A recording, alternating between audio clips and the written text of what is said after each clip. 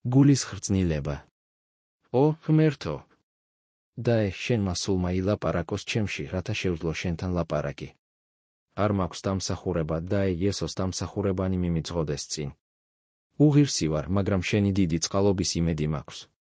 უძლური ვარ, გაჭირვებული და ცოდვილი, შენ კი სავსე ხარ მადლით. ვაღიარებ ჩემს ცოდვას, ვაღიარებ იმას, რომ ხშირად ვცოდავ და ვცოდავნებით. ყოველი ძალა სხეულისა და სულისა ჩემისა შებღალულია. სიბილწის შადრევანი ამოსჩქებს ჩემი სულის სიღრმეში, რომლის სენაკებიც ბინძურ ხატებათა მიერაა მოფენილი. ერთი საძულველი ოთახიდან მეორეში გავდიოდი. ვიდოდი სახიფათო წარმოსახვათა არავის მიწაზე.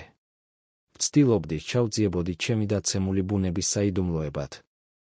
უკიდურესად მრცხვენია იმის, ვინცა ვარ.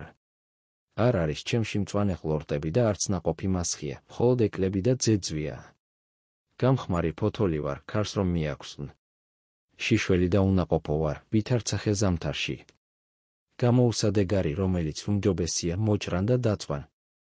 უფალო, ნუ თუ შემიწყალე. შენ დაამსხვრიე სიამაყე ჩემი. საკუთარი მეს ცრუ ღმერთი. და მე ნაწილებად ვარ მიმოფანტული შენ წინაშე.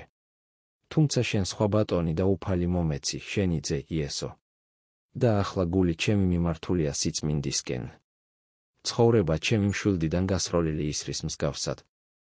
ისწრაფვის შენ და მის სრული მორჩილებისკენ. შემეწია ყოველ ჩემს საქმეში დავთრგუნო ცოდვა და დავანდაბლო სიამაყე. მიხსენი წუთი სოფლის სიყვარულისგან და ცხოვრების სიამაყისგან. მიხსენი ყველაფრისგან, რაც ბუნებითია დაცემული ადამიანისათვის. და დაი ქრისტეს ბუნება გამოისახებოდეს ჩემში დღითი დღე. მომანიჭე მადლი, რათა ვასრულებდე ნებას შენსა უდრტვინველად. დავხარობდე არა მხოლოდ იმით, რომ გამომკვეთე იმ ძველი კლდიდან, რომელშიც ესოდენ დიდხანს ვიყავი ჩაჭედილი. არამედ მომაშორე კიდეც მისგან. და ორმოდან ზეცად ამიტაცე. სადაც შეიძლება ქრისტეს დავეფუძნო სამარად ჯამოდ.